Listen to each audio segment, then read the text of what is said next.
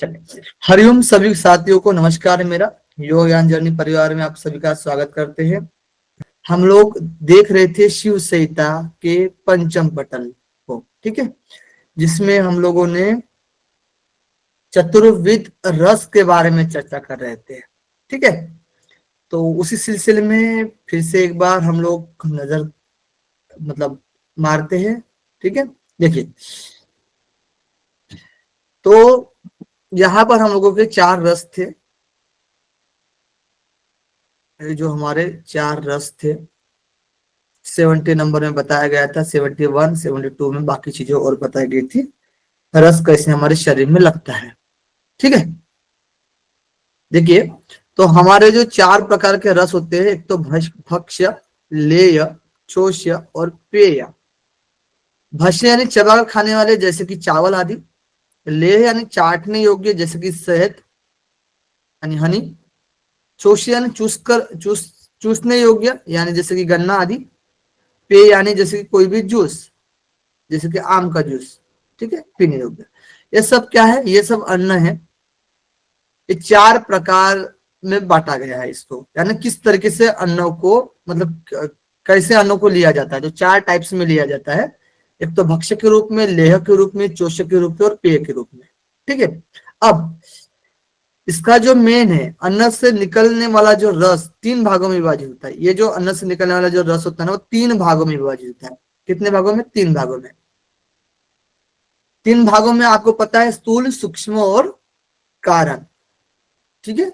अब अन्न से निकलने वाला जो रस होता है 3 भागों में विभाजित होता है, तो वो किस प्रकार से? तो कहा गया है कि जो सार भाग होता है, सारतम जो भाग होता है, सार रूप जो होता है भोजन का, वो लिंग देह यानी सूक्ष्म का पोषण करता है। सूक्ष्म शरीर का लिंग देह, यहाँ पर कारण आ जाएगा, ठीक है, ध्यान रखना, कारण वाला आ जाएगा। तो इसमें भी सूक्ष्म सूक्ष्म हम ले सकते हैं, ठीक है। कारण देह का पोषण करता है। इसका मतलब यह है कि अन्न का सबसे श्रेष्ठ हिस्सा हमारी सूक्ष्म शक्ति यानी जीवन ऊर्जा को पुष्ट करता है, ठीक है। शरीर के 7 धातु आपको पता है, रस, रक्त, मांस, मेद, अस्थि, मज्जा, शुक्र, ठीक है। शरीर 7 धातु से बना हुआ है। अन्न रस का मध्यम भाग, अब अन्न रस का जो मध्यम भाग, सार भाग किस में लगा? लिंग शरीर में लगा, ठीक है। अब अन्न रस का संबंधी जो मध्य भाग होता है, 3 भाग बोले थे ना, तो सार भाग सूक्ष्म शरीर को लगा, लिंग शरीर को लगा, मध्य भाग जो होता है वो धातु को पुष्ट करने वाला होता है, ठीक है।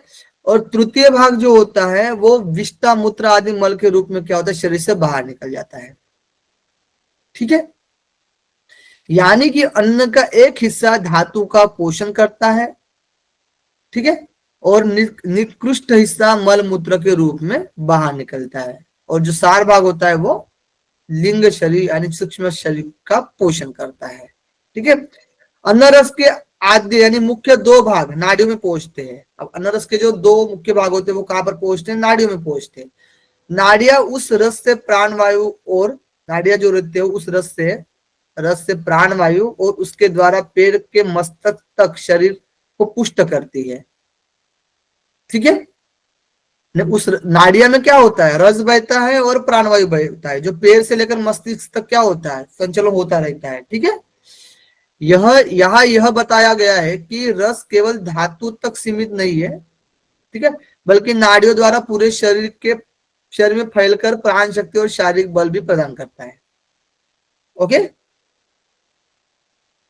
अन्न का सर्वोत्तम हिस्सा, यहाँ पर हम लोग ओवरव्यू देखते हैं हम लोग, ठीक है। तो अन्न का जो सर्वोत्तम हिस्सा जो रहता है वो सूक्ष्म शरीर को, प्राण शक्ति को पुष्ट करता है। मध्यम हिस्सा जो होता है सातों धातु का पोषण करता है। निकृष्ट हिस्सा जो होता है वो मल मूत्र के रूप में बाहर निकलता है। रस नाड़ियों में प्रवाहित होकर पूरे शरीर और प्राणवायु को पुष्ट करते हैं, ठीक है। ये जो रस होते हैं वो नाड़ी में जाकर, यहाँ तक बात क्लियर है? इसमें कोई डाउट है? बताइए, किसी को कुछ समझ में नहीं आया हो तो।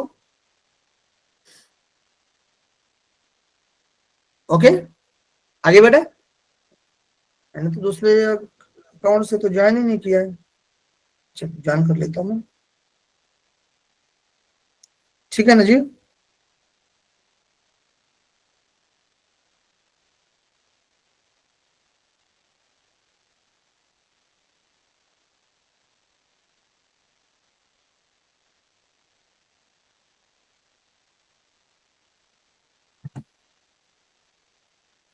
Okay, okay okay okay okay.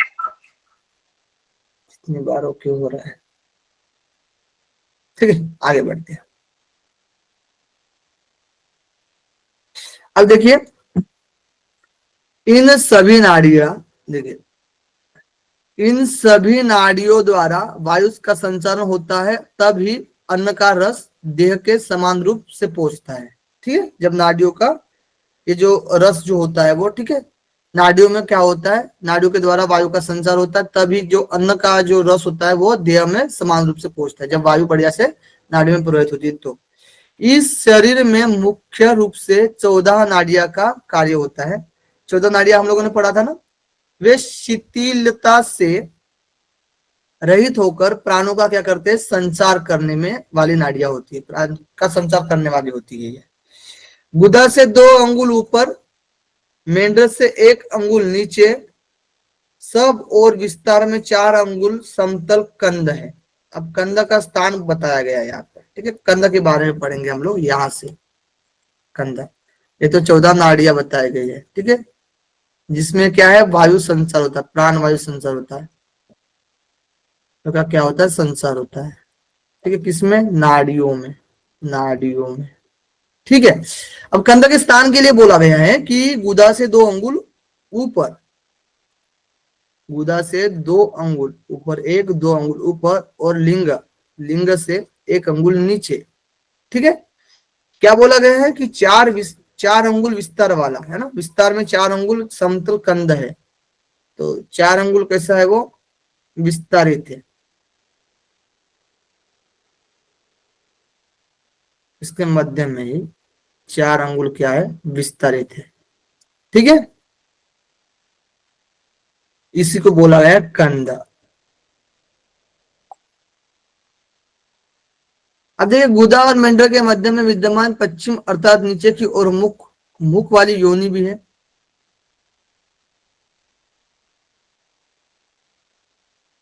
नीचे योनि, ये तो कंद हुआ, कंद, लिंग, गुदा, ठीक है, योनि, योनि भी है, जो कि क्या है, पश्चिम अर्थात नीचे की ओर मुख, मुख वाली योनि है।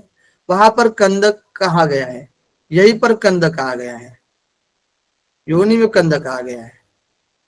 ठीक है, योनि में क्या कहा गया है, कंद कहा गया है।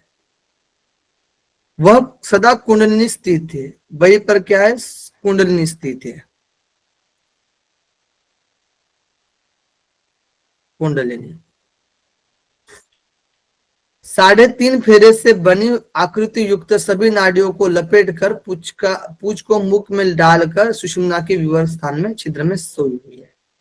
कितने लपेटे हैं, 3.5 लपेट। पूंछ को क्या किया इसने, मुख में डाली है, मुख में डाली है। ठीक है, और कहां पर, सुषुम्ना के मुख पर डालकर सुषुम्ना के द्वार पर सोई हुई है। ओके, अपनी कांति से दीप्ति होती हुई नाग की जिसके लिए उपमाद की जाती है, उपमा दी जाती है, सर्प के समान संधियों में स्थित वाणी की देवी बीज स्वरूप वाली यह सोई हुई है। तो कुंडलिनी के कहा गया है, एक तो कुंडलिनी के बारे में नाग की उपमा दी जाती है, यानी नाग से संबंधित बोला जाता है। ठीक है, वाग देवी कहा गया है, वाग देवी कहा गया, यानी वाणी की देवी कहा गया कुंडलिनी को। और बीज संज्ञा दी गई, यानी बीज स्वरूप वाली बोला गया है, बीज भी नाम दिया गया इसका, संज्ञा। ठीक है, आगे देखिए, कुंडली के बारे में हम लोग देख रहे हैं। ओके, स्वर्ण सदृश कांति वाली विष्णु के निर्मल शक्ति है, तथा तो विष्णु की क्या है, शक्ति है, सत्व रजस तम इन तीनों गुणों को उत्पन्न करने वाली है। देखिए कुंडलिनी, उसमें दोपहरिया पुष्प की कांति के समान लाल काम बीज है। बताया गया है योग शास्त्र में कि पिघले हुए सोने के समान विविध स्थलों पर स्वीकार किए गए चक्रों में सांकेतिक वर्णों के रूप में स्वीकार किया गया है। जो सांकेतिक वर्ण है ना, चक्रों में जो वर्ण होते हैं, ठीक है, उस तरीके से यहाँ पर वर्णन किया गया है। सुषुम्ना नाड़ी भी इससे जुड़ी हुई है और उसमें बीजाक्षर विद्यमान है, इस उससे शरत काल के चंद्र तेज के समान इसका तेज विद्यमान है। यानी सब कुंडलिनी के बारे में ही चर्चा की गई, सिंपल सी बात। वो कैसे, पहली बात तो अभी हम लोगों ने ऊपर भी देखा था, और देखिए कुंडलिनी के लिए, कुंडलिनी के बारे में जो बताया गया है कि स्वर्ण भास्वरा, ठीक है, स्वर्ण सदृश कांति वाली, स्वर्ण भास्वरा, ठीक है। और विष्णु की निर्मल शक्ति, विष्णु की क्या है, विष्णु की शक्ति, और क्या बोला गया है, सत्व, रज और तम, इन तीनों गुणों को उत्पन्न करने वाली, ठीक है। दोपहरिया पुष्प की कांति के समान लाल काम का बीज बताया गया है, पिघले हुए सोने के समान विविध स्थलों पर स्वीकार किए गए चक्रों में सांकेतिक वर्णों के रूप में स्वीकार किया गया है। काम बीज बोला गया, उसी में काम बीज भी है, काम बीज है, ठीक है। कामनाओं की पूर्ति होती है इस बीज के ध्यान से। सुषुम्ना नाड़ी भी इससे जुड़ी हुई है, तो सुषुम्ना नाड़ी भी जुड़ी हुई है, पता है आपको कि सुषुम्ना के मुख पर ही बैठी हुई है। बीजा अक्षर विद्यमान है, उससे जुड़ी हुई है, और बीज अक्षर विद्यमान है उससे शरत काल के चंद्र तेज के समान है इसका तेज। तेज कैसा है पता है, चंद्रमा के समान शरत काल के, ठीक है। और कैसे बीजाक्षर विद्यमान है उसमें, उससे बीजाक्षर भी है, ठीक है।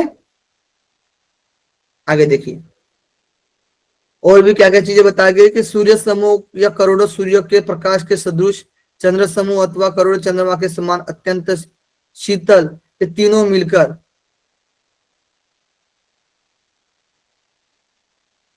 सूर्य समूह या करोड़ों सूर्य के प्रकाश के सदृश, चंद्र समूह अथवा करोड़ों चंद्रमा के समान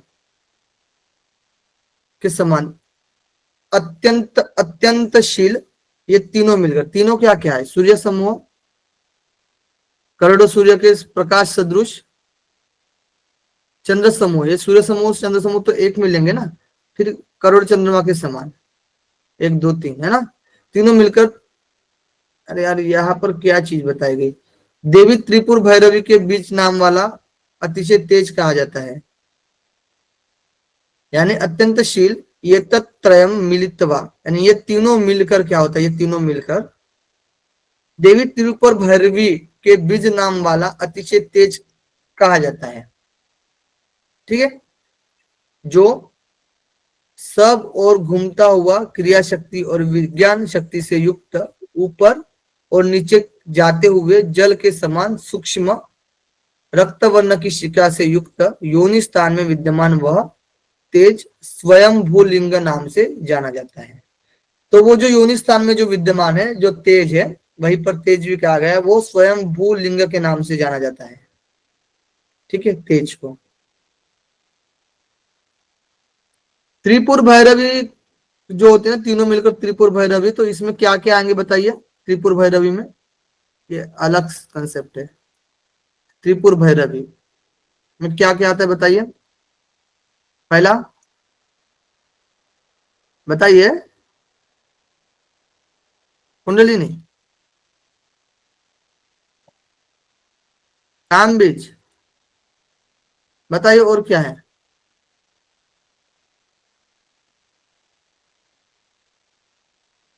हेलो, किसी को भी नहीं पता है, मेघा जी,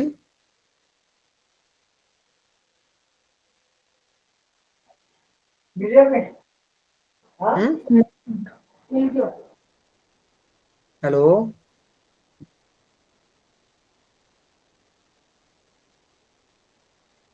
छोड़ो, आप लोग को नहीं पता है तो यहाँ पर होल्ड करते हैं, ठीक है। इसको मूलाधार कहाँ से आएगा भाई, सुषुम्ना आगे क्या, यहाँ पर होल्ड करके रखते हैं। ठीक है, तेज को स्वयंभू नाम दिया गया है उस तेज को। ठीक है, उसी कुंडलिनी के पास क्या होता है, तेज भी होता है, स्वयंभू लिंग कहा गया है। ठीक है, देखिए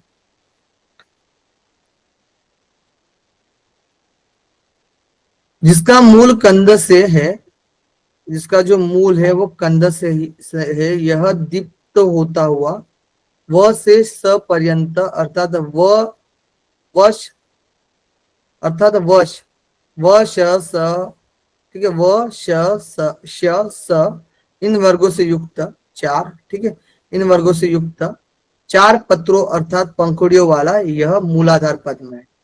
अब मूलाधार कहा गया कि जिसका मूल कंद से है, यह दीप्त होता हुआ व से लेकर स पर्यंतम चार पत्रों यानी पंखुड़ियों वाला यह मूलाधार पद्म यानी मूलाधार में उसी में मूलाधार भी कहा गया है। ठीक है, कुल नाम वाला, यह कुल नाम वाला है, सोने की कांति युक्त स्वयंभू लिंग से युक्त, स्वयंभू लिंग यानी उस प्रकाश से युक्त जहां द्विरंड नामक सिद्ध और जहां शाकिनी नामक देवता का निवास होता है। तो मूलाधार से संबंधित ये जो पहला चक्र है, मूलाधार, मूलाधार, मूलाधार से संबंधित क्या है, देव कौन सा है, इसे यहाँ पर हम लोग लिख सकते हैं चक्र देव यानी सिद्ध, सिद्ध बोलेंगे ना हम, सिद्ध, सिद्ध,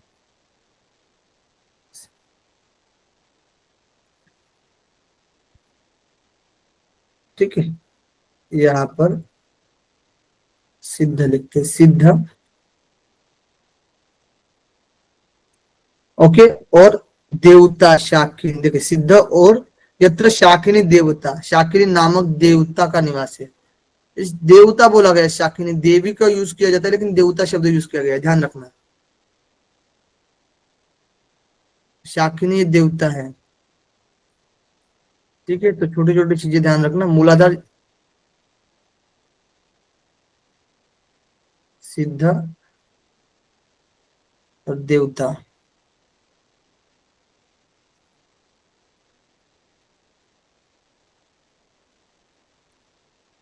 शाकिनी, क्या है बताइए, शाकिनी और वीरंडा, वीरंडा, ठीक है, और शाकिनी देवता नामक का निवास होता है मूलाधार में। उस पद्म के मध्य में योनि है, उसी में क्या है, योनि है, वहां पर कुंडली विद्यमान है और उसके ऊपर तेज जिससे प्रकट हो रहा है और घूमता हुआ काम बीज माना गया है। यानी कि यहाँ पर कहा गया उस पद्म के मध्य में यानी मूलाधार में, पहले तो आपका ये लिंग हुआ, ये हुआ गुदा, इसके बीच में मूलाधार है, ठीक है, मूलाधार के बीच में क्या बोला गया है, मध्य योनि है, इसमें कंद भी है, ठीक है, मध्य योनि है, यहाँ पर कंद है, यहाँ कंद है, भी लंबा 4 अंगुल चौड़ा है, ठीक है, यहाँ कंद है और उसी कंद में मध्य में योनि है और वहां पर कुंडली विद्यमान है, तो इसमें क्या है, कुंडलिनी है, और कुंडलिनी और उसके ऊपर में क्या है, एक तेज है, तेज, ठीक है, और उसके ऊपर तेज है और उसके तेज है, प्रकट हो रहा है और घूमता हुआ क्या, काम बीज है, यहाँ पर जो घूमता हुआ काम बीज है। ठीक है,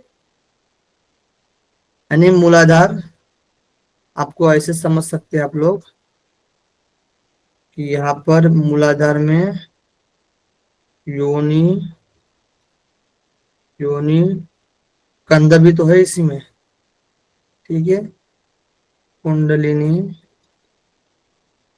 प्रकाश और काम बीज, ठीक है। चलिए आगे देखिए,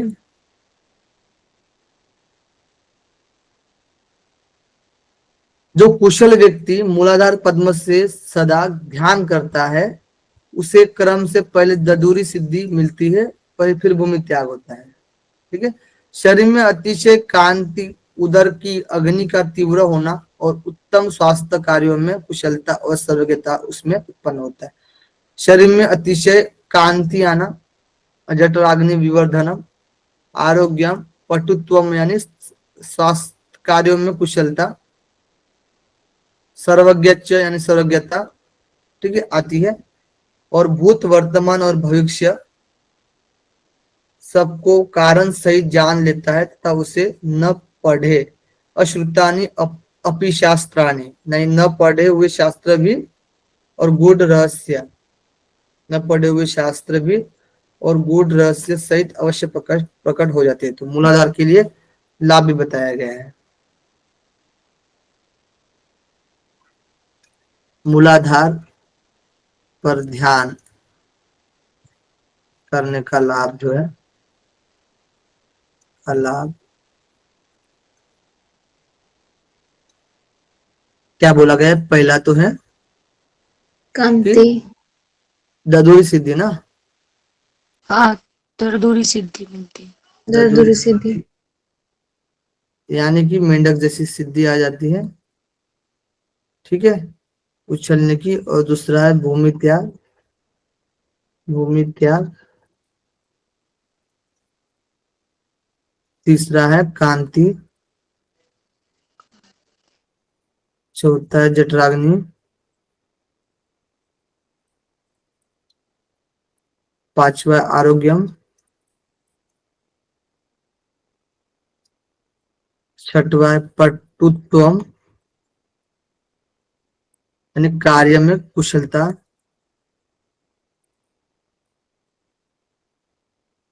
कुशलता। सातवां है सर्वज्ञता।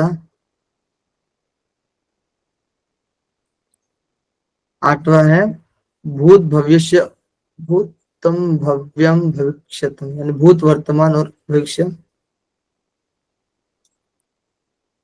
भूत, वर्तमान, भविष्य को जान लेता है कारण सहित। ठीक है।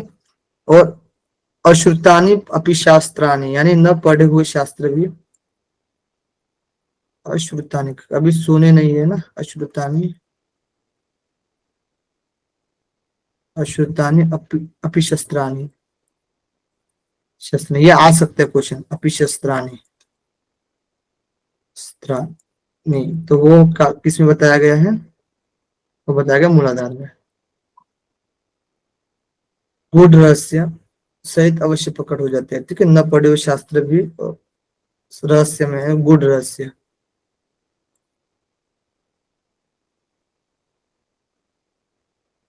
गूढ़ रहस्य भी। ठीक है, क्लियर? 10 बताए गए हैं। और आगे देखते हैं क्या चीजें एक्सप्लेन की गई है। उसके मुख में देवी सरस्वती सभी काल के बिना प्रयास के क्रियाशील रहती है। तो उसके मुख में सरस्वती देवी बोला गया है। जब करने मात्र से मंत्र की सिद्धि भी होती है, इससे कोई संशय नहीं है। गुरु के वचन वृद्धावस्था, मृत्यु आदि दुख के समूह को नष्ट कर देता है। प्राणायाम का अभ्यास करने वाले को इसका ध्यान सदा करना चाहिए। श्रेष्ठ केवल ध्यान करने से सब पापों से मुक्त हो जाता है। योग साधक स्वयंभू लिंग से युक्त मूलाधार पद्म को सदा ध्यान करे, तब उससे उसी क्षण निश्चय ही अपने पाप समूह नष्ट कर डालता है। और भी लाभ बताया गया है 11। उसके मुख में देवी सरस्वती सभी काल के बिना प्रयास के क्रियाशील रहती है। तो एक विशेषता के रूप में भी है देवी सरस्वती मुख में, उसके मुख में बोला गया ना। तो उसके मुख में देवी सरस्वती सभी काल काल में बिना प्रयास के क्रियाशील रहती है। जब करने मात्र से मंत्र सिद्धि हो जाती है। ठीक है, मुख में सरस्वती मती, जब करने से, जब करने से मंत्र सिद्धि, मंत्र सिद्धि। ठीक है। गुरु के वचन वृद्धावस्था मृत्यु आदि के दुख के समूह को नष्ट कर देता है। नंबर तीसरा, जरा मरण दुख दूर हो जाता है। ठीक है। प्राणायाम अब का अभ्यास करने वालों को इसको पालन करना चाहिए। प्राणायाम अभ्यासी को, कौन अभ्यासी नाम, अभ्यासी को पालन करना चाहिए, सदा अपनाना चाहिए। ठीक है। क्या होता है, पाप समूह दूर होते हैं। ठीक है। चित्त में जिस जिसकी इच्छा करता है उस फल को प्राप्त कर लेगा। निरंतर अभ्यास के फलस्वरूप मुक्ति प्रदान करने वाले शिव के दर्शन करता है। शिव के दर्शन मुक्ति विमुक्त पश्यति, यानी मुक्ति प्रदान, ठीक है, करने वाले शिव के दर्शन करता है। चित्त में जिसकी इच्छा करता है उस फल को प्राप्त करता है। यानी एक तरीके से वो क्या होता है कि उस मन मुताबिक सिद्धि प्राप्त हो जाती है। ठीक है। निरंतर ध्यान से प्राप्त सर्वोच्च शिव की बाहरी क्रियाओं से और अंदर चित्त में प्रयत्न पूर्वक पूजा करनी चाहिए। उससे अधिक श्रेष्ठ अन्य कुछ भी नहीं, यह मेरा मानना है।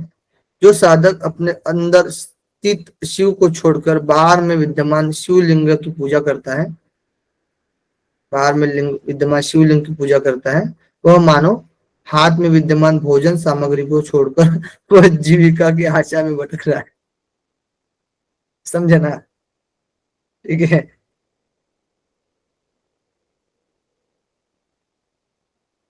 सही बात है। ठीक है। तो हमारे शास्त्र में भी दी गई चीजें। तो चित्त में जिसकी इच्छा करता है, यानी एक तरीके 16 नंबर चित्त सिद्धि।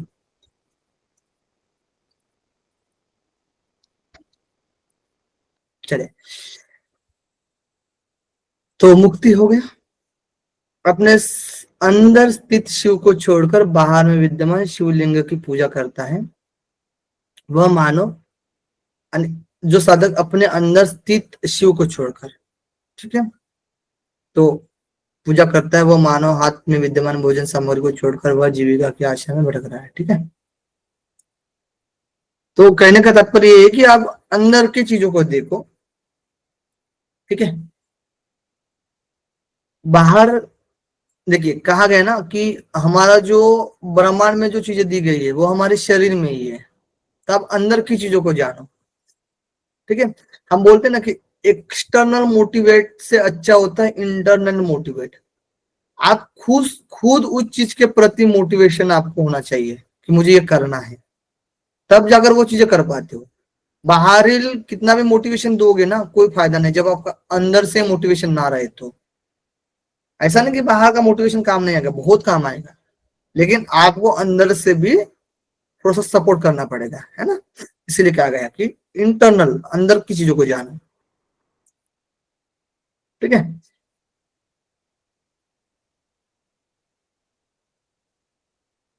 आगे देखिए, प्रतिदिन बिना आलस्य से आत्मलिंग अर्थात हृदय में स्थित शिव की पूजा करना चाहिए। सभी सिद्धियां प्राप्त हो जाती है, इसमें कोई संदेह नहीं। अब शिव जी की पूजा से, ठीक है, निरंतर अभ्यास के कारण 6 महीने में सिद्धि प्राप्त कर लेता है और सुषुम्ना नाड़ी में प्राण का प्रवेश निश्चित हो जाता है। वह साधक मन के समान तीव्र गतिशील अथवा मानसिक शक्ति को और वायु और वीर्य की स्थिरता को प्राप्त कर लेता है। लौकिक अलौकिक सिद्धियां भी हो जाती है, संदेह नहीं है। यानी कि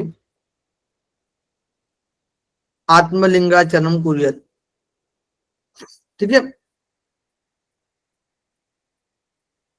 प्रतिदिन बिना आलस्य से आत्मलिंगाचरणम कुर्यात, यानी आत्मलिंग अर्थात स्वयंभू लिंग बोलते हैं ना, आत्मलिंग, स्वयंभू आत्मलिंग, ठीक है, अर्थात हृदय में स्थित शिव जी की पूजा करना चाहिए। ठीक है।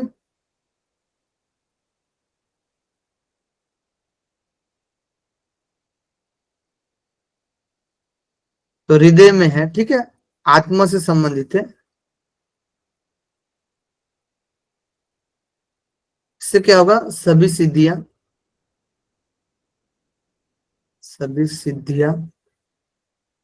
यानी एक तरीके से ईश्वर की पूजा करनी है, उस ब्रह्म तत्व को का ध्यान लगाना है, जिससे 6 महीने में सिद्धि प्राप्त,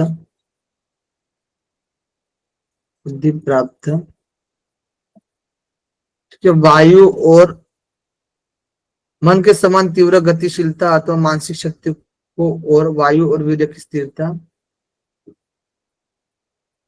मन मन इच्छा शक्ति, वायु, वीर्य स्थिरता, स्थिर होना, सुषुम्ना नाड़ी में प्राण, सुषुम्ना नाड़ी में प्राण, और लौकिक अलौकिक सिद्धियां, अलौकिक सिद्धियां, ठीक है। चलिए, द्वितीय कमल ब भ म य र ल, यानी ये सब हम चक्र देख रहे हैं, ठीक है। वर्गों से युक्त परिभास्वर षडदलम, दीप्तिमान 6 पंखुड़ियों वाला पद्म लिंग के मूल में स्थित है। वह तीव्र लाल रंग वाला स्वादिष्ठान नामक कमल, जहां बाण नामक सिद्ध का निवास होता है, और जहां राकिनी नामक देवी विद्यमान। बताइए, दिमाग खराब करके रखा है, एक तो देवता बोलता है, एक तो देवी बोलता है, क्या चल रहा है भाई।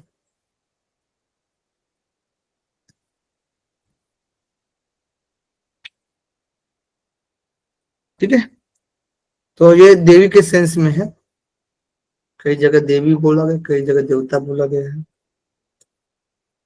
ठीक है। तो देवी ध्यान रखना, ओके।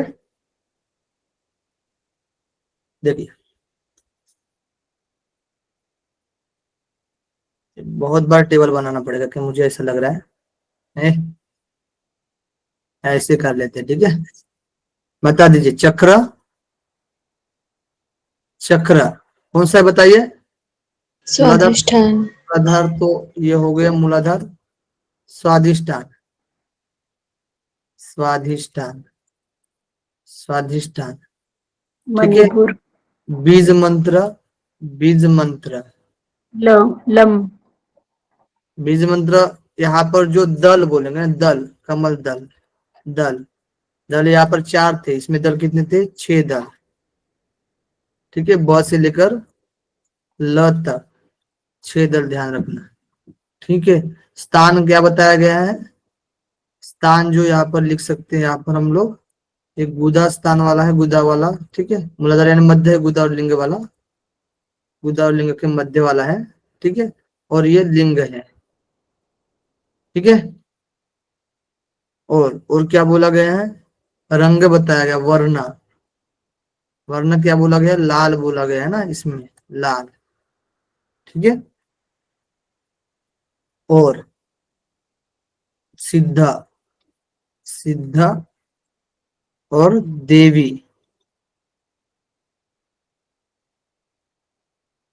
देवता यहाँ पर क्या है, बाण सिद्ध। सिद्ध कौन सा सिद्ध है, सिद्ध जहां बाण नामक, बाण, बाण नामक सिद्ध है, निवास करता है। और देवी कौन सी, राकिनी, राकिनी, यहाँ पर आएगा द्विरंडा, और शाकिनी आएगी।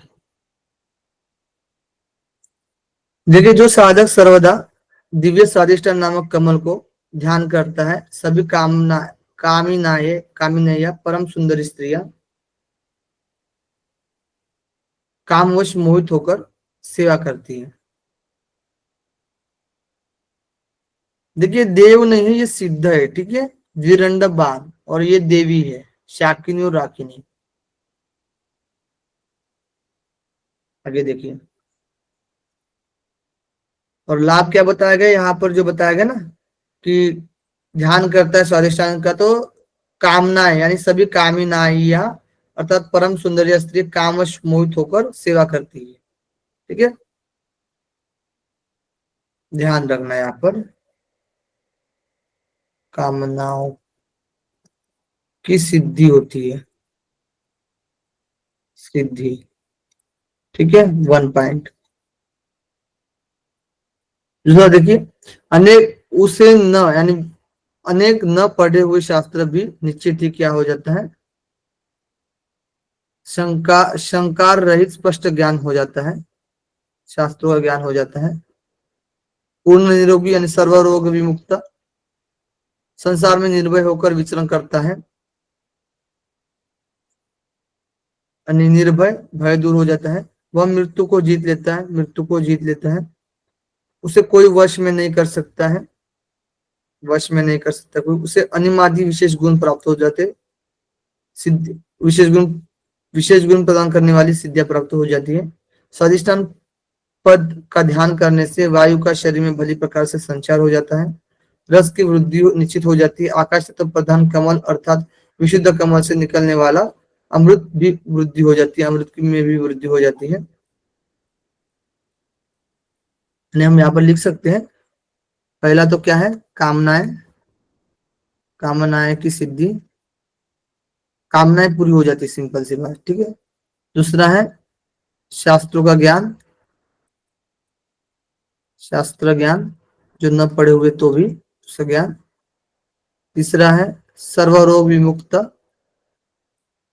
सर्वरोग दूर हो जाते हैं। तीसरा है निर्भय, भय रहित होना, निर्भय की प्राप्ति होना। पांचवा है मरण को जीत लेता है। छठवा है उसे कोई वश नहीं कर सकता है, वश में नहीं आ सकता है वो। अनिमादि सिद्धियां, सिद्धियां, वायु संचार, संचार, ये सब किसके लाभ है बताइए, रस वृद्धि,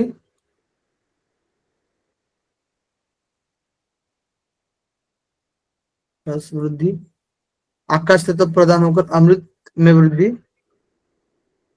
बताइए किसके लाभ है ये, स्वाधिष्ठान। स्वादिष्टान के लाभ बताए गए। ओके, आगे देखिए,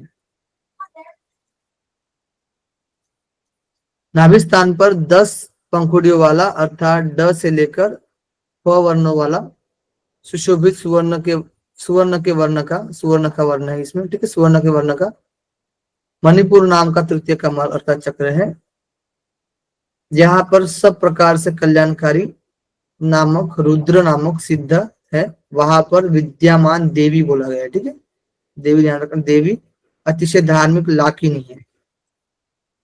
योग साधक उसी मणिपुर पद्म में निरंतर ध्यान करता हुआ उसे सदा सुख देने वाली पाताल सिद्धि हो जाती है।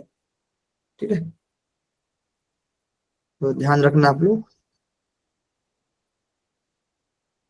चक्र, चक्र के बाद क्या लिखा हम लोगों ने, दल, दल के बाद क्या लिखा हम लोगों ने, वर्ण, वर्ण के बाद क्या लिखा हम लोगों ने, सिद्ध और देवी।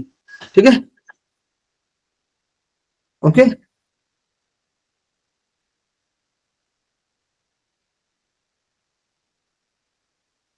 क्या लिखा था चक्र में, मूलाधार,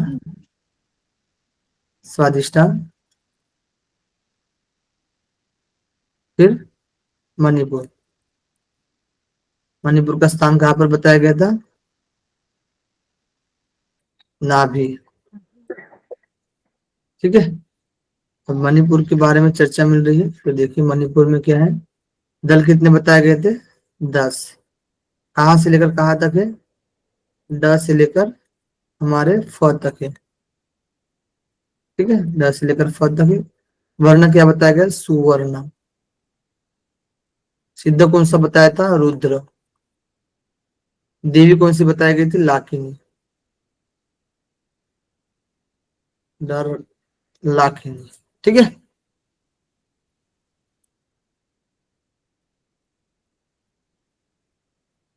चल कितने बताइए, 4 6।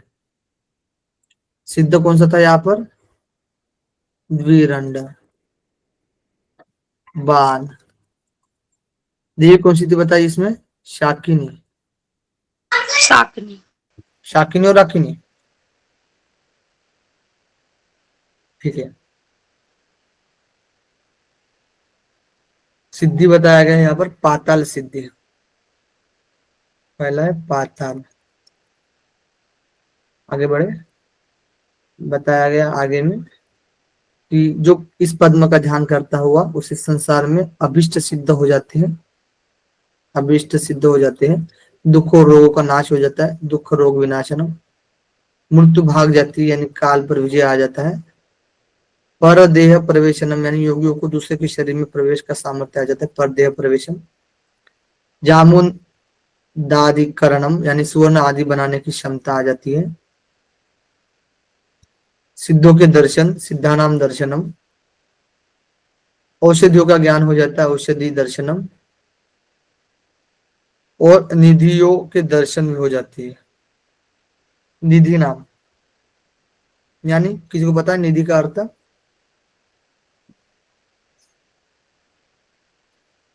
सर्च कर लेना, ठीक है। हृदय स्थान के निकट क से लेकर, अब ये तो हृदय वाला है ना, चलो यहाँ तक पढ़ लेते हैं, यहाँ पर नोट डाउन कर लेते हैं। पहला कौन सा है बताइए, पाताल। दूसरा अभिष्ट। तीसरा दुख और रोग, दुख रोग दूर हो जाते हैं। चौथा मरण, मानो काल पर विजय बोल सकते हैं, ठीक है, कोई दिक्कत नहीं है, काल पर विजय।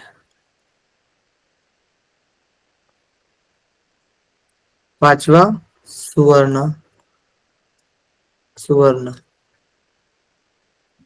बनाना।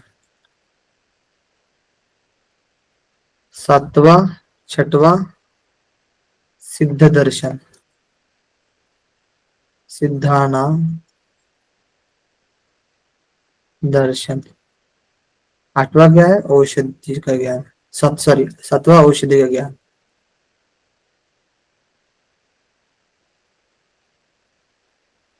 निधि नाम आठवां बताया गया, निधि ना का अर्थ क्या निकला बताइए, निधि नाम जो अपि भवे।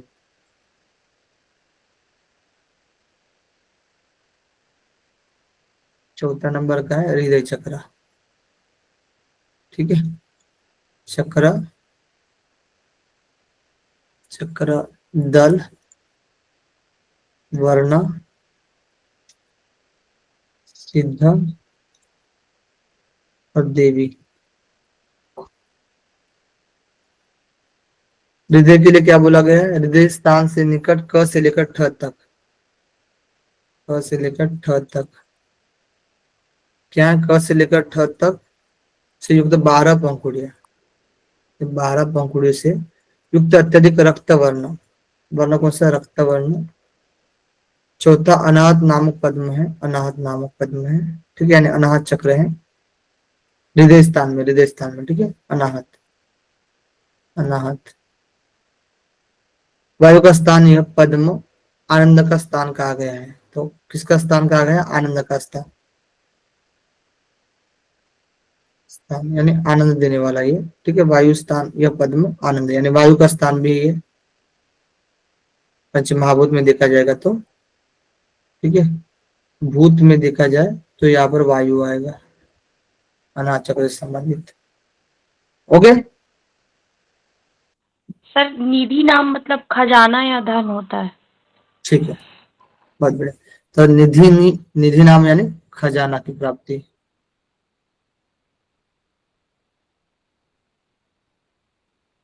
खजाना प्राप्ति,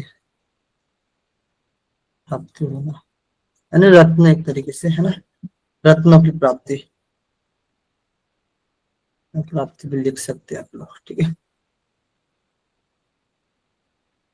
आगे देखिए, चक्र हम लोग कंप्लीट करेंगे।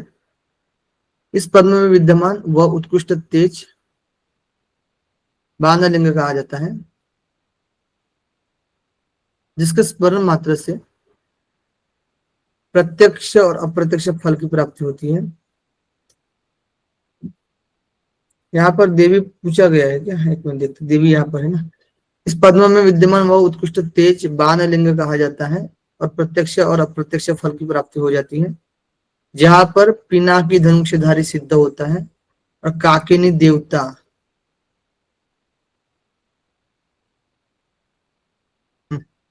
मजा आ रहा है ना आप लोगों को? ठीक है,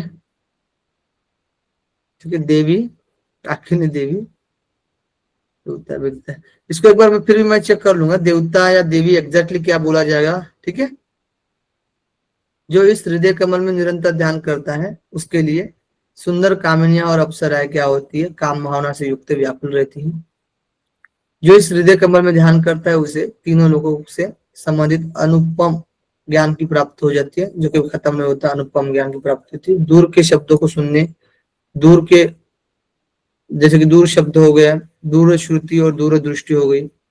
ठीक है, स्वेच्छा से आकाश में गति हो गई, सिद्धों का दर्शन हो गया, योगिनियों के दर्शन हो गए, आकाश में विचरण की सिद्धि हो गई, खेचर सिद्धि, आकाश में विचरण करने वालों पर विजय हो जाती है, खेचरनाथ जयश। ठीक है, तो आकाश में विचरण करने वालों पर भी विजय हो जाता है। तो यहाँ लिख सकते हैं हम लोग। पहली बात तो पहले साइड में जाएंगे, इसमें लेंगे सिद्ध। कौन सा लिखेंगे? सिद्ध यहाँ पर दिया गया है पिनाक। ठीक है, पिनाकी, और देवी दिया गया काकिनी। पिनाकी और काकिनी। ठीक है, लाभ बताया गया है। पहला है तेज, उत्कृष्ट तेज बाणलिंग कहा जाता है, उसके स्मरण मात्र से प्रत्यक्ष और अप्रत्यक्ष प्राप्त होता है। तो इसमें जो तेज होता है बाणलिंग नाम का, ठीक है, बाणलिंग, लिंग जो नाम का क्या होता है, बाणलिंग कहा जाता है। जो तेज होता है, तेज में क्या है? बाणलिंग, वही पर हृदय में। ठीक है, उसमें आप ध्यान करेंगे, स्मरण से क्या होगा? तो लाभ बताया गया है प्रत्यक्ष और अप्रत्यक्ष। अप्रत्यक्ष अच्छा, का फल प्राप्त होता है, यानी यह लोक और परलौकिक फल प्राप्त होता है। इसी को हम बोलते हैं लौकिक या अलौकिक। इसी को हम ये बोल सकते हैं प्रत्यक्ष वाले और अनुमान वाले। ठीक है, दूसरा है कामनाएं अप्सराएं काम भावना से युक्त होकर व्याकुल रहती है। कांता, कारमाता, कांता दिव्य योषितः। यहाँ पर लिखेंगे कामिनाएं, कामिनाएं,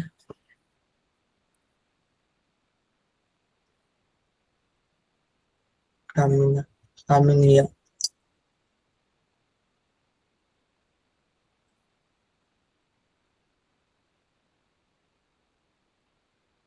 कामिनिया, तीनों लोगों से संबंधित अनुपम ज्ञान हो जाता है। लोक का ज्ञान हो जाता है। चौथा है दूर श्रुति, दूर के शब्द सुनाई देते हैं। दूर दृष्टि, ये सब हम लोग हृदय वाले पढ़ रहे हैं। ठीक है, दूर दृष्टि।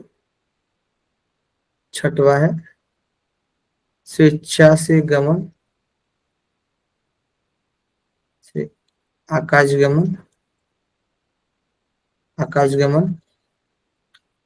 पांचवा है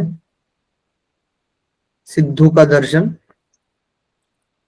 सिद्ध दर्शन, दर्शन। योगिनी के दर्शन,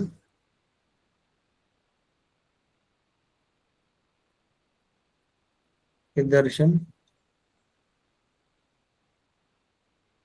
आकाश विचरण सिद्धि,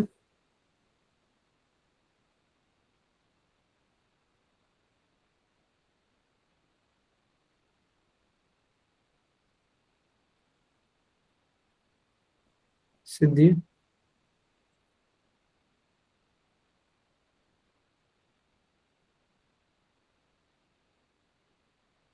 और आकाश पर विचरण करने वाली प्रसिद्धि हो जाती है। विचरण करने वालों पर सिद्धि, सिद्धि। ठीक है,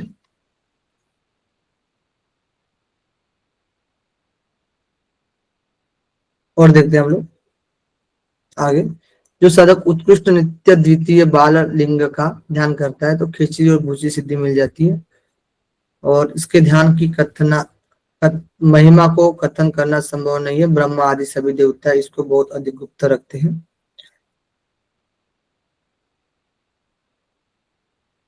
बोला गया है कि कंठ स्थान वाला। अभी ठीक है, यहाँ तो कितने लाभ हो गए? 10 हो गए, 11 खिचड़ी, 12 भूचरी। खिचड़ी कितनी बार आ गया है? भूचरी सिद्धि। ठीक है, अब है हमारा कंठ वाला। 5 नंबर क्या है? कंठ स्थान वाला कौन सा है?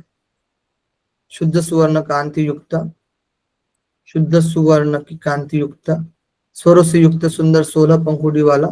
यहाँ पर छगलांड नाम से की सिद्ध हो और शाकिनी देवता का निवास होता है। चक्र, कंठ चक्र। ठीक है, क्या लिखेंगे हम यहाँ पर? दल, दल क्या है? तो 16 पंखुड़ी वाला दल होता है।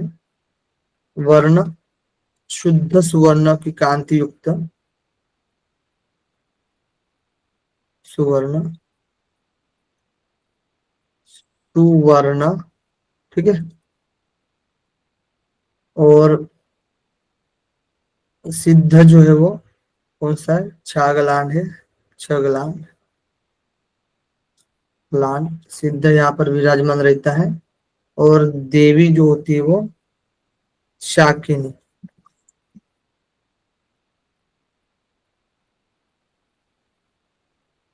देवता। ठीक है, कहीं पर देवता शब्द यूज किया गया है, कहीं पर देवी शब्द यूज किया गया है।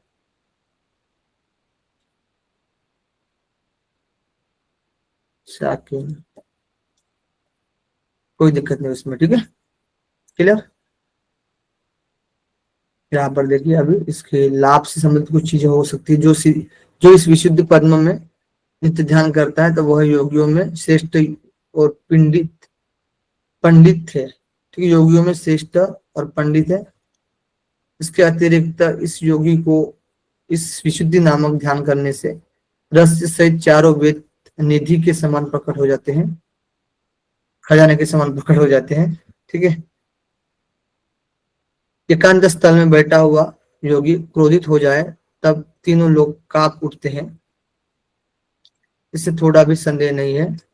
इस साधक का इस स्थान पर संयोग से यदि मन लीन हो जाता है तो बाह्य विषय को छोड़कर नीचे ही अंदर में आनंद का अनुभव करता है। उस योगी के वज्र के समान अत्यंत कठोर शरीर की शक्ति के कारण 1000 वर्षों में शरीर नष्ट नहीं होता है। शरीर नष्ट नहीं होता है। क्रियाशील अर्थात साधन में लगा हुआ योगी जब उस ध्यान को छोड़ता है अर्थात ध्यान से सामान्य अवस्था में आता है तब वह ध्यान स्थिति के हजारों वर्षों को तत्काल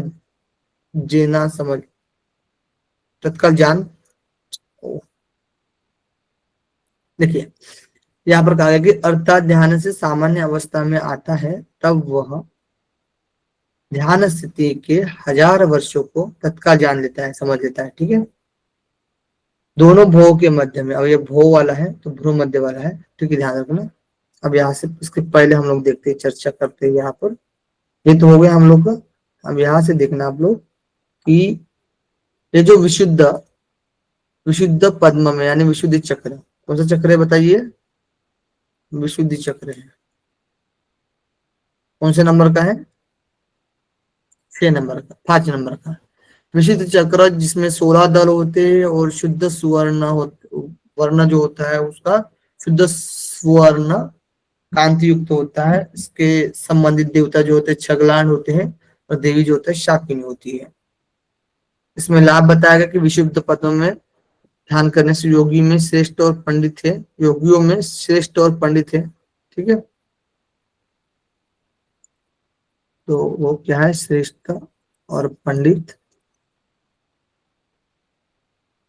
पंडित। ठीक है, और बताया गया है चारों वेद का ज्ञान हो जाता है, ज्ञान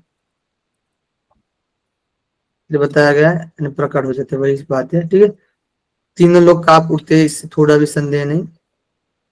एकांत स्थान में बैठा हुआ योगी जब, अरे तीनों लोगों का ज्ञान।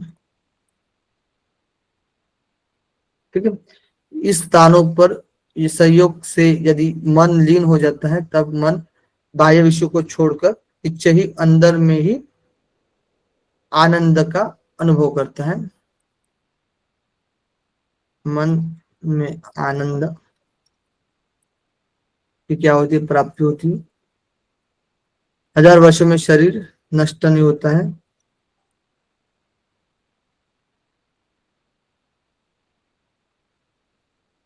अरे, 1000 वर्ष में शरीर नष्ट नहीं,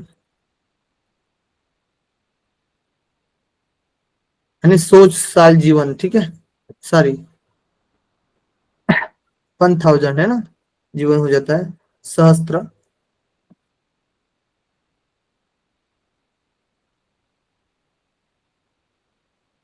संवत्सर, सहस्त्र। ठीक है, फिर है, ठीक है, यही बात है।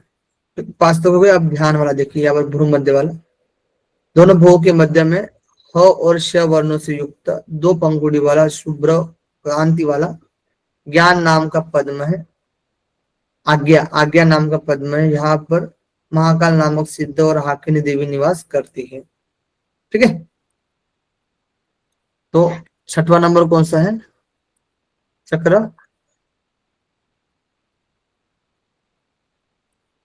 बताइए चक्र कौन सा है? आज्ञा चक्र है, आज्ञा। आज्ञा चक्र है। ठीक है, आज्ञा चक्र से संबंधित जो दल है, दल कौन कौन से है? ह, क्ष है, ह, क्ष है, 2 वर्ण है।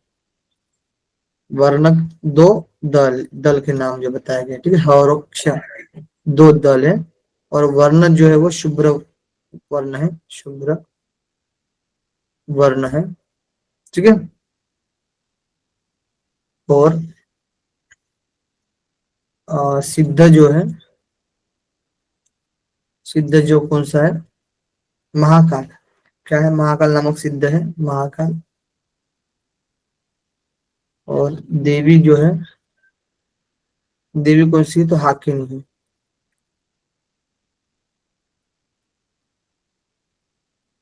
ठीक है, ओके।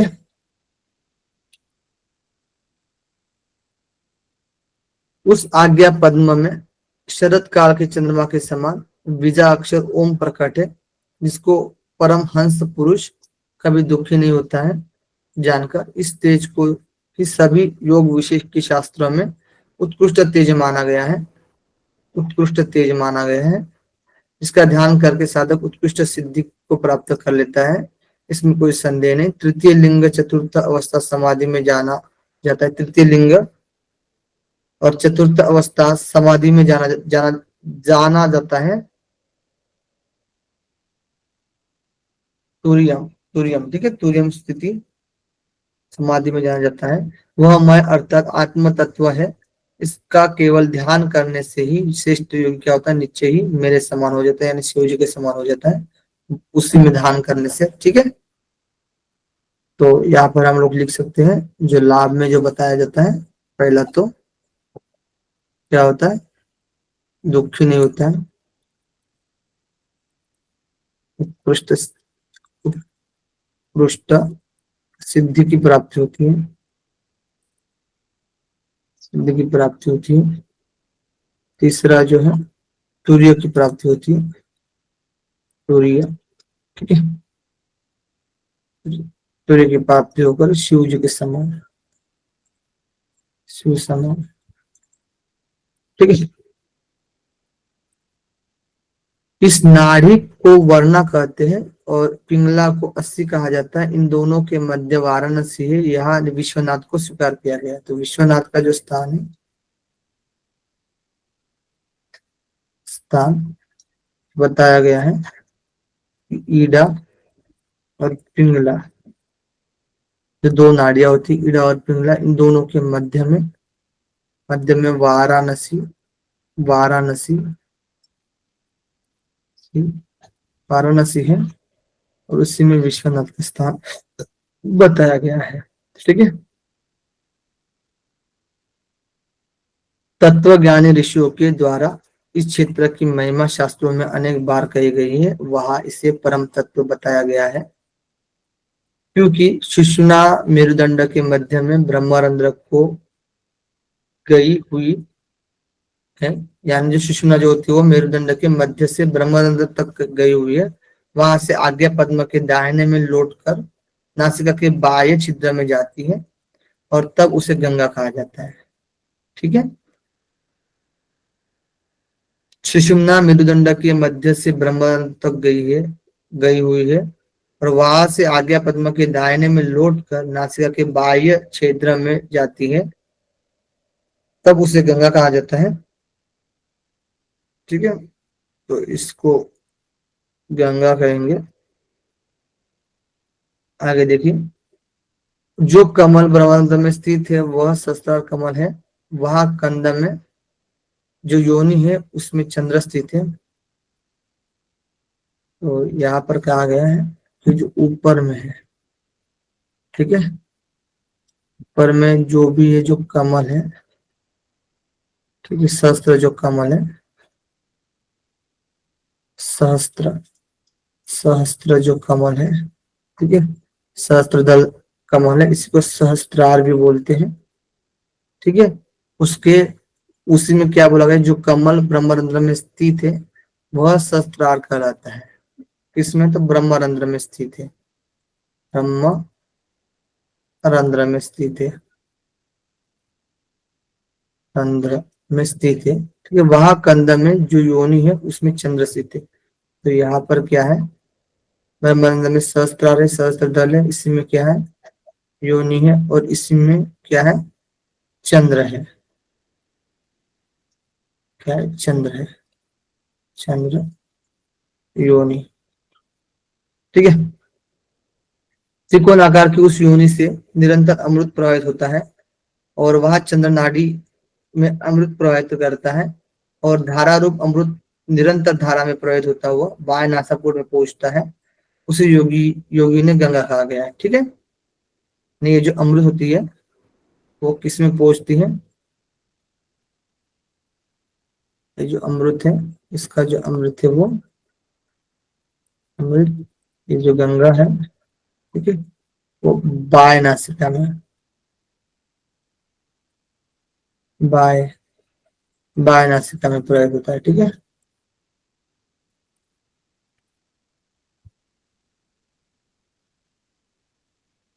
आज्ञा पंकज के भाग से बाएं नासिका छिद्र को जाने वाला उद्दक अर्थात तरल अमृत को का वहन करने वाली ईड़ा नामक नाड़ी का वह वर्णा कही जाती है, ठीक है। तो इसी को क्या बोला गया है, वर्णा बोला गया है। ये कंप्लीट कर लेंगे थोड़ा सा, बस हल्का सा, फिर रख देंगे। उसी प्रकार की पिंगला भी है और आज्ञा कमल से दाहिने नासिका कूट में जाती है और हम लोग इसे अस्सी कहते हैं। उन दोनों के मध्य में ही वाराणसी है। तो इसी को क्या बोलेंगे हम लोग, पिंगला को क्या बोलेंगे हम लोग, अस्सी बोलेंगे, ठीक है, वरना 80 मिलकर ही वाराणसी होता है। ठीक है, इसके बीच में विश्वनाथ मौजूद थे।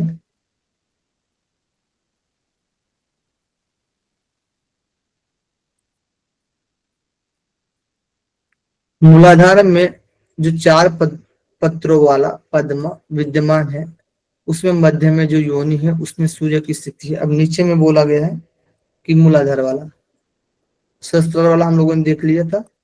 अब नीचे में जो है ना, ये जो है चार पद्म वाला, चार पत्र वाला जो है, ठीक है, क्या है, कमल है, मूलाधार।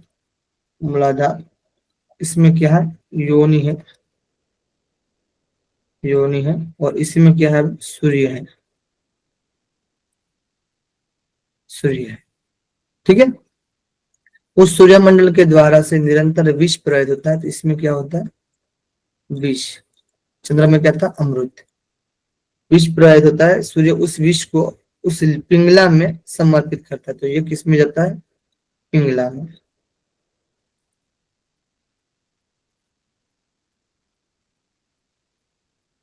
धारा रूप अर्थात अविराम विष को प्रवाहित करती हुई जो धारा है वह दाहिने नासिका विवर तक जाती है। पूर्व के समान इसी की कल्पना करनी चाहिए। आज्ञा पद्म के बाई और द्वार से दाहिने नासिका विवर को जाने वाली तरल वस्तु को ले जाने वाली पिंगला को भी पूर्व में अस्थि कहा गया है। सिंपल है, इससे आज्ञा पद्म कहते हैं जहां महादेव विराजमान है। उसके ऊपर योग को जानने वाले ने 3 पीठ बतलाए हैं। उसके ऊपर 3 पीठ है, आगे चक्र के ऊपर। उनके बिंदुनाथ शक्ति, उनके नाम बिंदु और उनके नाम बिंदुनाथ और शक्ति है। ठीक है, जो भाल पद्म अर्थात आज्ञा पद्म में स्थित है। तो देखिए, ये जो है ना आज्ञा आज्ञा चक्र जो है, ठीक है, ये जो हमारा आज्ञा चक्र है, ठीक है, वो के मध्य वाला, ये जो आज्ञा चक्र है, इसी में बोला गया कि इसके ऊपर जस्ट 3 है जो पीठ होती है, 3 पीठ है। इसको बोला गया है बिंदुनाथ शक्ति। बिंदुनाथ शक्ति बोला जाता है ना कि बिंदुनाथ शक्ति महादेव कहा जाता है, स्वरूप है। ठीक है, इसी में महादेव बोला गया है।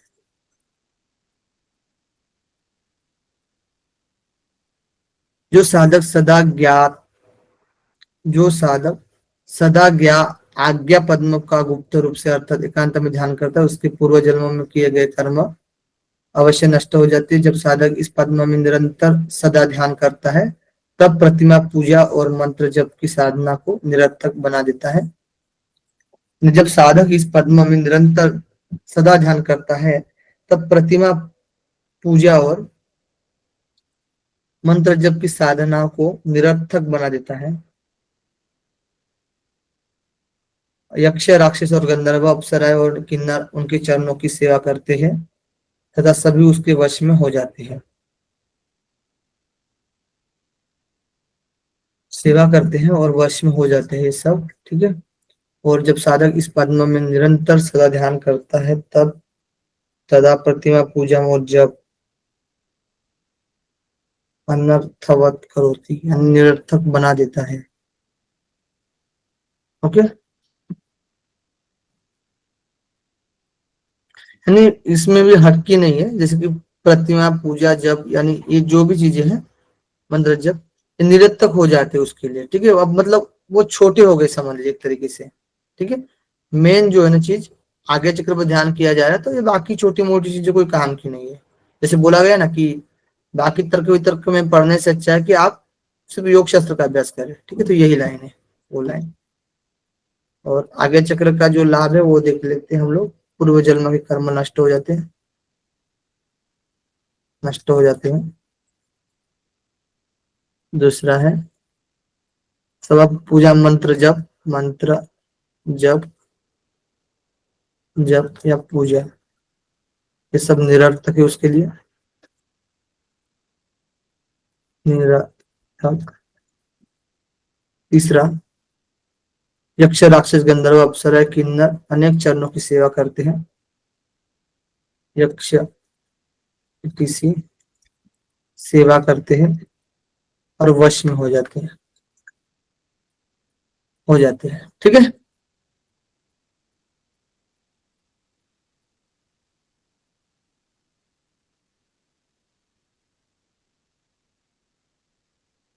अब इससे बाद में करेंगे हम लोग, यहाँ से कल देखेंगे। बहुत कुछ हम लोगों ने कवर किया है, मुझे लग रहा है कल और परसों 2 दिन में तो होना चाहिए, लेकिन कल देखता हूँ मैं, संडे है तो, ठीक है।